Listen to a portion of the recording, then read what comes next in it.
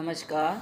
आज हम कक्षा 9th की पुस्तक कृतिका का पाठ 2 मेरे संग की औरतों की चर्चा करेंगे। ये पाठ मृदुला गर्ग द्वारा लिखा गया है। इसमें लेखिका ने अपने परिवार की औरतों के व्यक्तित्व और स्वभाव पर प्रकाश डाला है। मृदुला गर्ग हिंदी साहित्य में जाना पहचाना नाम है। उन्होंने इस पाठ को संस्मरण शैली में लिखा है।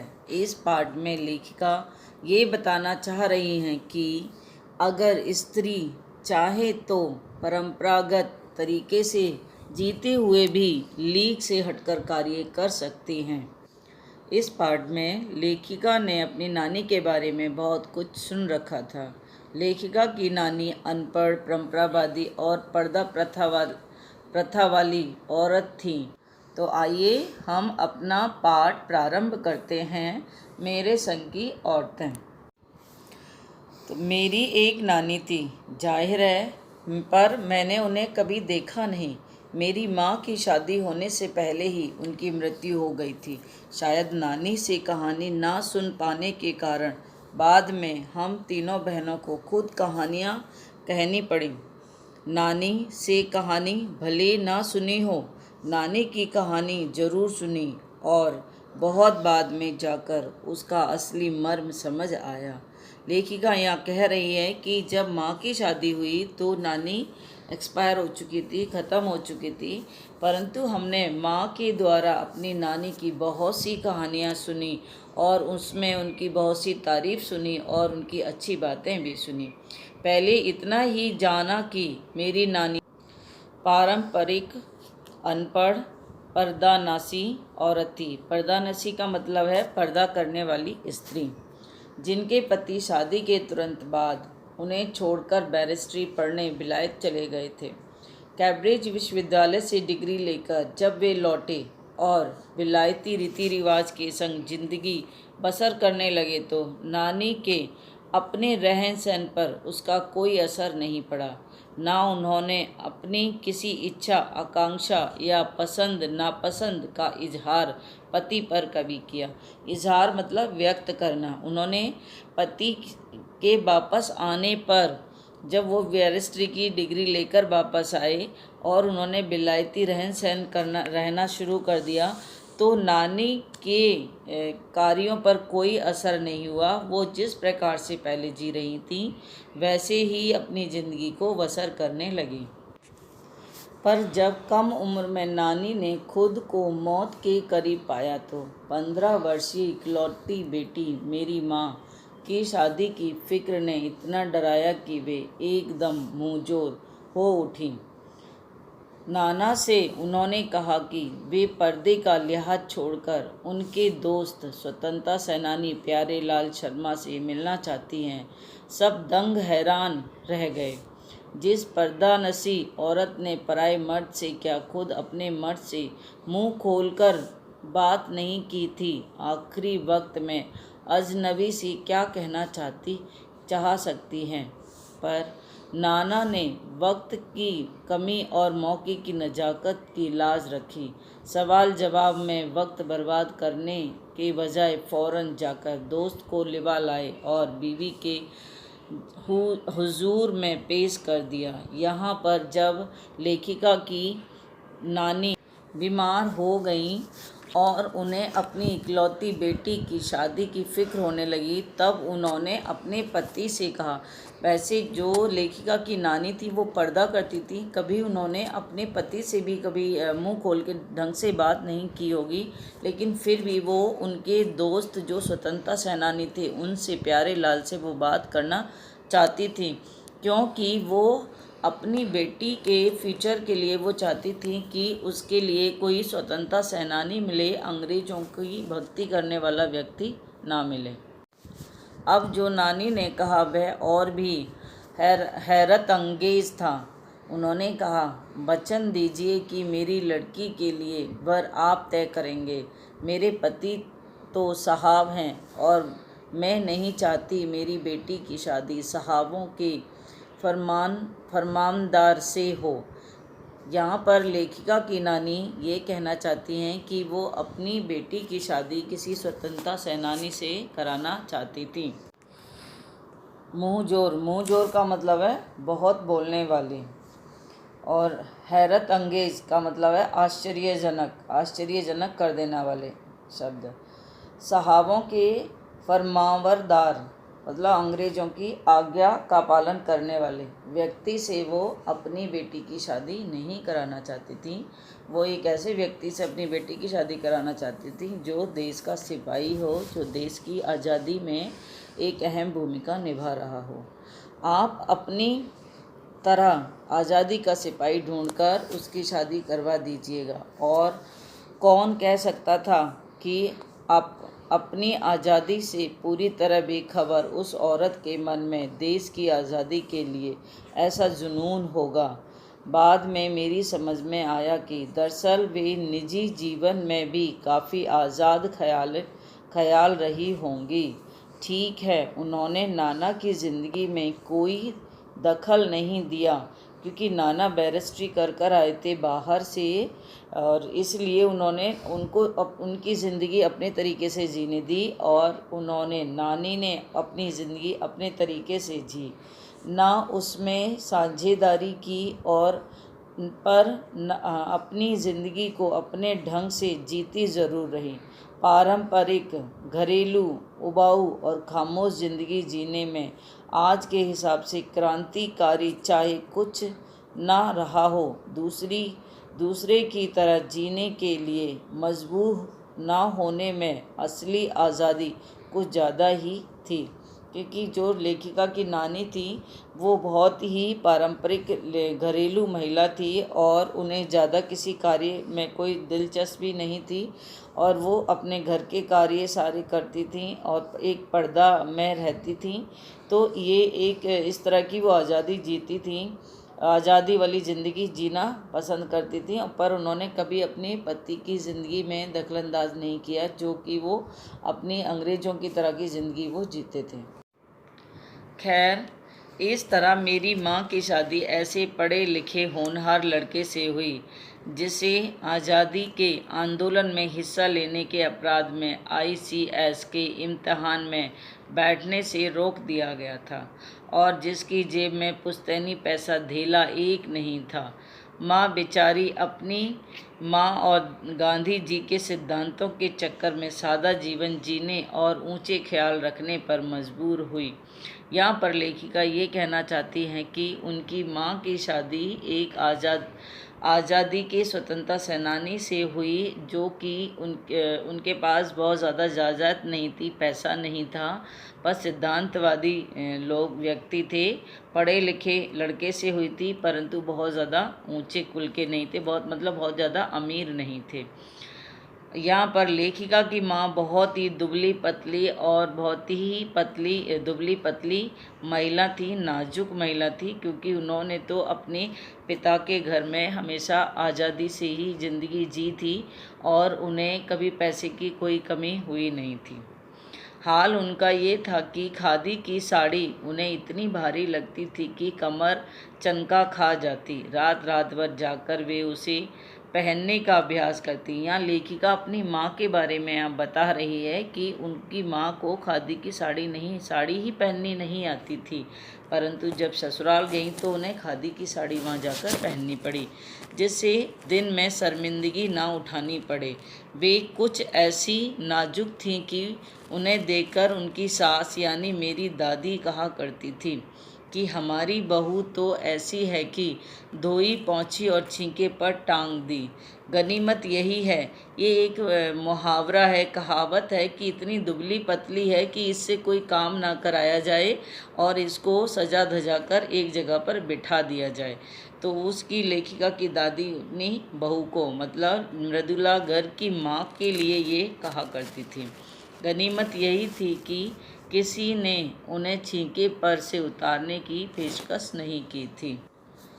पेशकश क्यों नहीं की थी? माँ जिस तरीके से भी रहना चाहती थी वह रह सकती थी। उनके जीवन को कोई भी जीवन जीने की शैली को कोई रोक टोक नहीं थी। घर में किसी भी प्रकार से वो रह सकती थी।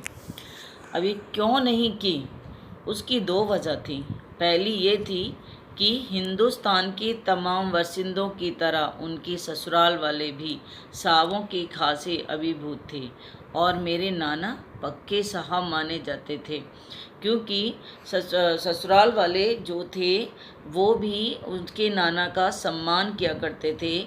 वो भी नाना को देखकर उनकी इज्जत किया करते। बस जात से वे हिंदुस्तानी थे। ये लेखिका यहाँ अपने नाना के बारे में बता रही हैं। बाकी चेहरे मोहरे रंग ढंग पढ़ाई लिखाई सब में अंग्रेज़ थे। मज़े की बात ये थी कि हमारे देश में आज़ादी की जंग लड़ने वाले ही अंग्रेज़ों के सबसे बड़े प्रशंसक थे। क्योंकि अब यहाँ लेखिका कह रही हैं कि मज़े की बात तो ये थी कि जो नाना थे उनके वो टाई वाई रंग रूप और वो वैरायटी पढ़कर आए थे बाहर से, तो एकदम उनका रहने का ढंग वो सब अंग्रेज़ों के समान ही था। और सबसे मज़े की बात है लेखिका ये कहना चाह रही हैं कि जो स्वतंत्रता की लड़ाई में लड़ रहे थे वो भी अंग्रेज़ों की तरह ही अपनी ज़िंदगी को गुजर बसर कर रहे थे। वो अंग्रेज़ों की तरह ही अपने आप को दिखाना चाहते थे। बहुत कम लोग थे जो हिंदुस्तान की तरह हिंदुस्तानियों की तरह रहना चाह रहे थे। जो बड़े साहब थे जो अंग्रेज़ों से मिला जुला करते थे, वो तो उनकी वेशभूषा सब अंग्रेज़ों के समान ही थी। वो अंग्रेज़ों की तरह पहनते थे। गांधी नेहरू हो या मेरे पिताजी के घर वाले, भले लड़का आज़ादी की लड़ाई लड़ते लड़ते जेब खाली और शोहरत सिर करता रहे, दबदबा उसके सहाबी ससुर का ही था। यहाँ लेखिका ये कह रही हैं कि बेशक चाहे गांधी नेहरू हो या मेरे पिताजी के घर वाले हों, उन्होंने सभी ने अंग्रेज़ों के समान ही आज़ादी की लड़ाई में भाग तो लिया, लेकिन दबदबा उन्होंने हमेशा ही अंग्रेज़ों जैसे ही कपड़े पहनकर उनके चाल ढाल उनके तरीके से रहकर ही अपने घर में इस तरह से दबदबा बनाया हुआ था। एक आन बान शान वाले साहब ने उनके सिरफिरे लड़के को अपनी नाजुक जान लड़की सौंप दी। उससे रोमांचक क्या कोई परिकथा होती। नानी की सनक भरी आखिरी ख्वाहिश और नाना की रजामंदी वे रोमांचक कथाएं थीं जो कहानी के तिलिस्म को और गाढ़ा बना चुकी थी। यहाँ पर लेखिका कह रही है कि नानी की आखिरी ख्वाहिश थी कि माँ की शादी एक स्वतंत्रता सेनानी से की जाए, इसलिए नाना ने अपनी आखिरी रजामंदी दे दी। लेकिन नाना ये राज़ी नहीं थे कि उनकी बेटी एक ऐसे घर में जाए जो अमीर ना हो और उनके समान रुतबे वाला ना हो। दूसरी वजह माँ की अपनी शख्सियत थी।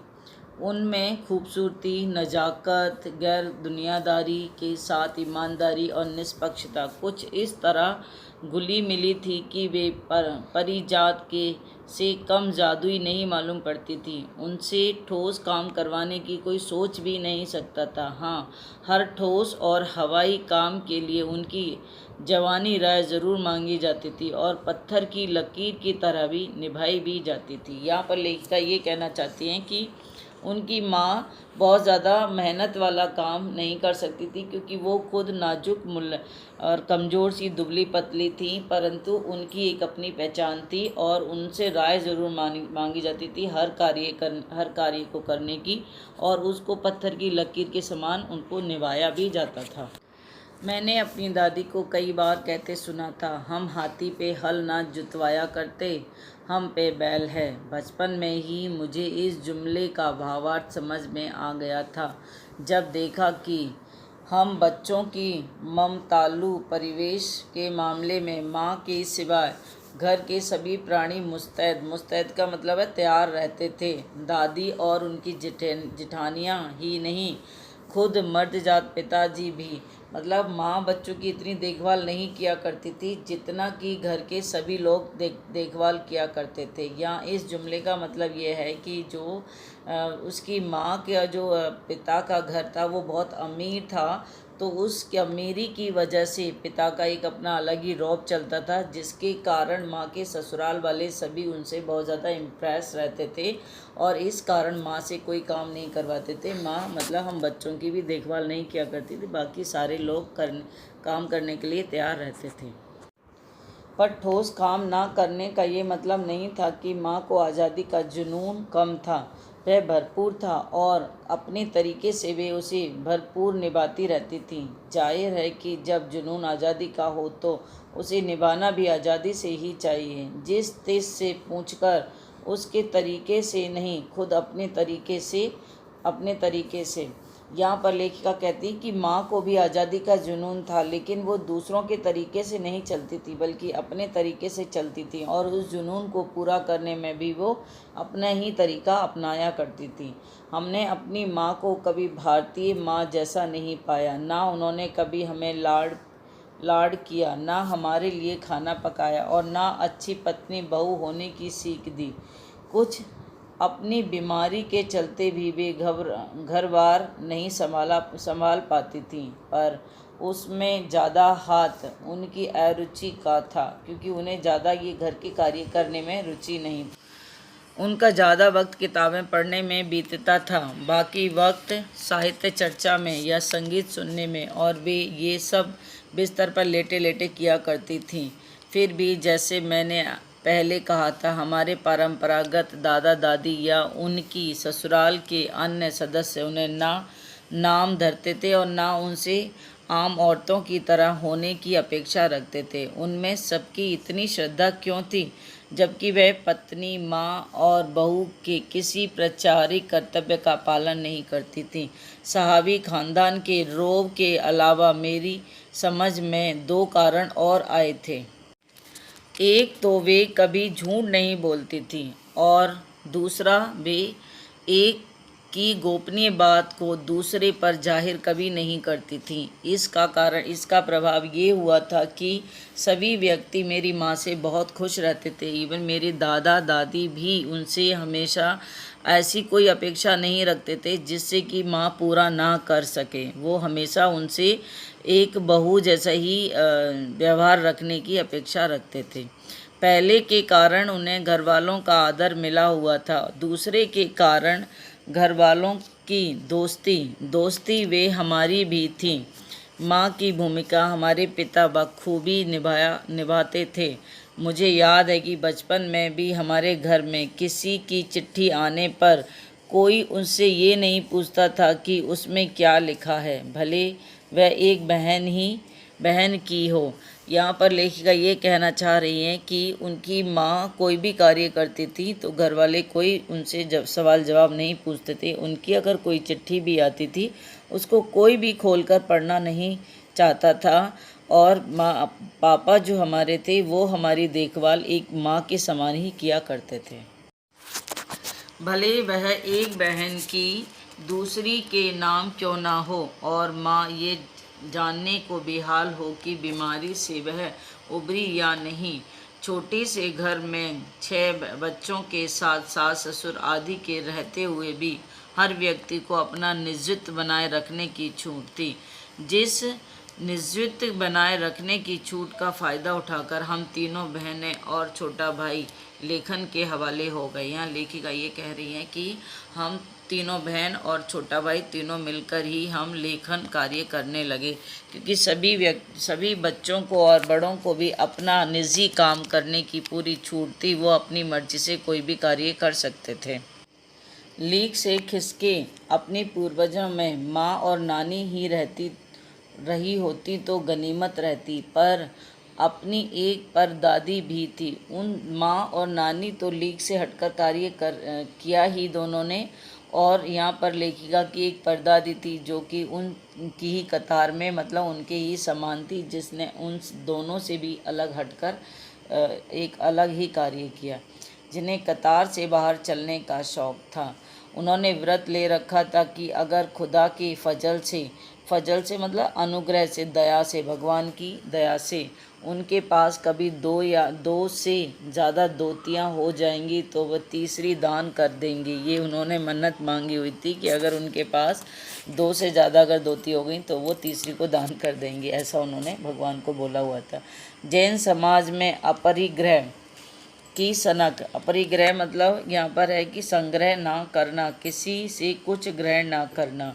ये सनक बिरादरी बाहर हरकत नहीं मानी जाती, इसलिए वहाँ तक तो ठीक था, पर उनका असली जलवा जब देखने को मिला जब लेखिका की माँ पहली बार गर्भवती हुई। तब मेरी परदादी ने मंदिर में जाकर मन्नत मांगी कि उनकी दोतों का पहला बच्चा लड़की हो।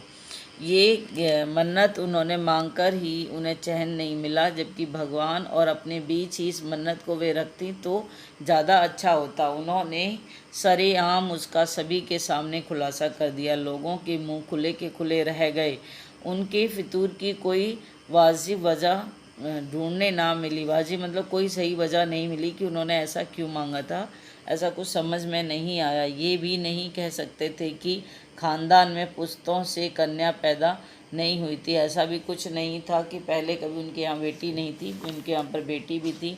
इसलिए माँ जी बेचारी कन्यादान के पुण्य के अभाव को पूरा करने के चक्कर में थी, क्योंकि पिताजी की ही नहीं दादाजी की भी बहनें मौजूद बैठी हुई थी। घर में बुआ भी थी और पिता की बेटी भी अभी यहाँ पर आ गई थी, तो घर में पहले से ही बेटियाँ मौजूद थीं। हाँ, पहला बच्चा हर बार हर कोई मांगता है कि बेटा हो। खैर, माँ जी ने अपनी तरफ से जो कोई सफाई नहीं दी, बल्कि बदस्तूर मंदिर जाकर मन्नत बदस्तूर का मतलब यहाँ पर नियम से वो डेली मंदिर में जाया करती थी प्रतिदिन, और मंदिर में जाकर अपनी इस मन्नत को वो दोहराया करती रहती थी। पूरा नुक्कड़ गांव जानता था कि माँ जी का भगवान से सीधा तार जुड़ा हुआ है। बेतार का तार, इधर वह तार खींचती, उधर टन से तथास्तु बजता। गांव के सभी व्यक्ति कहते थे कि दादी का सीधा तार भगवान से जुड़ा हुआ है। दादी जो भी भगवान से मांगती हैं वह उनको मिल जाता है। परंतु मेरी दादी तो पहली मर्तबा में ही तैयार हो गई थी कि गोद में खेलेगी तो पोती ही खेलेगी। पर माँ जी की आरजू किस कदर रंग लाएगी उसका उन्हें भी गुमान ना रहा होगा, क्योंकि उनके पास एक ना दो पूरी 5 कन्या एक के बाद एक धरती पर उतार दी। यहाँ पर लेखिका कह रही है कि माँ जी दादी ने जो भी उनसे दुआएं मांगी थी तो भगवान भी अफरा तफरी में आ गए और एक के बाद एक उन्होंने कई सारी कन्याएं धरती पर उतार दी थी। यह इस अध्याय का भाग 1 है और दूसरा भाग अगले वीडियो में बनाएंगे। आशा है आपको इतना पाठ समझ में आ गया होगा, और अगला जो भाग है हम दूसरे वीडियो में बनाकर आपको दिखाते हैं। धन्यवाद।